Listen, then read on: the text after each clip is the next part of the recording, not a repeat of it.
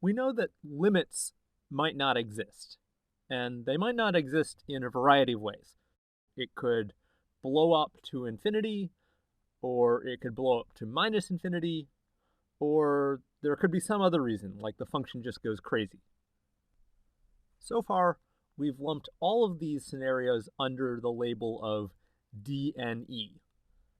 But sometimes, like when you're graphing a function, you don't just want to know that a limit doesn't exist. You want to know in what way it doesn't exist. So that's what this short section is going to be about. Let's take the function 1 over x, and let's suppose we want its limit as x approaches 0 from the right. Now, as x approaches 0, the denominator is approaching 0, and this numerator, well, that's 1, so it's not approaching 0. And that means the second part of the division limit law is going to tell us that this limit does not exist. But does not exist in what way? The limit law doesn't tell us that. So let's investigate.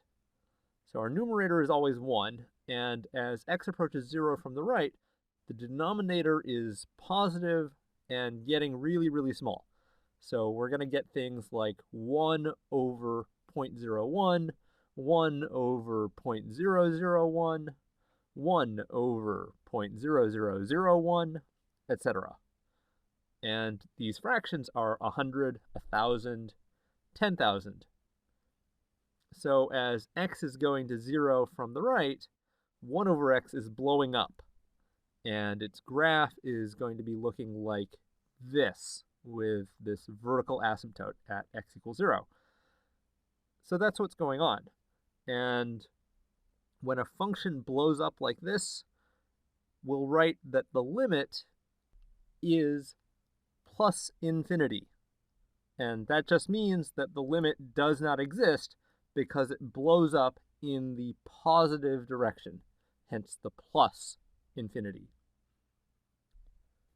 If a function's limit doesn't exist because the function blows up in the opposite direction, then we'll say that the limit is minus infinity. So we have some problems for you so that you can play around and get comfortable with this.